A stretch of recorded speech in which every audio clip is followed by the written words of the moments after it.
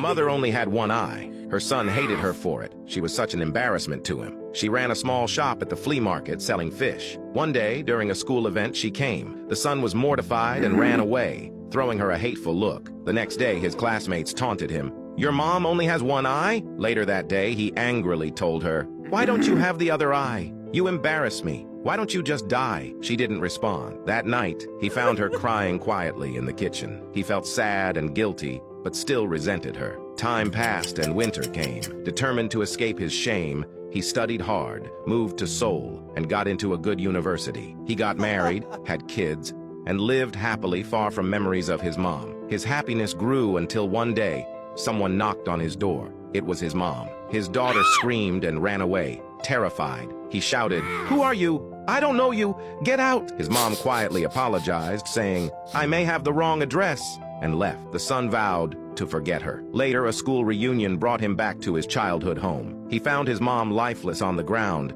a letter clutched in her hand. The letter read, "My son, I think my life has been long enough now, and I won't visit Seoul anymore. But would it be too much to ask if I wanted you to come visit me once in a while? I miss you so much. I was so glad when I heard you were coming for the reunion, but I decided not to go to the school for you. I'm sorry that I only have one eye and that I was an embarrassment to you. You see, when you were very little, you got into an accident and lost your eye. As a mother, I couldn't stand watching you grow up with only one eye, so I gave you mine. I was so proud of my son who was seeing a whole new world for me, in my place, with that eye. I was never upset at you for anything you did. The few times that you were angry with me, I thought to myself, it's because he loves me. I miss the times when you were still young and around me. I miss you so much. I love you. You mean the world to me." He was shocked and started crying. His world shattered, realizing he hated the person who had sacrificed her life for him. He cried for his mom, but it was already too late. Moral of the story: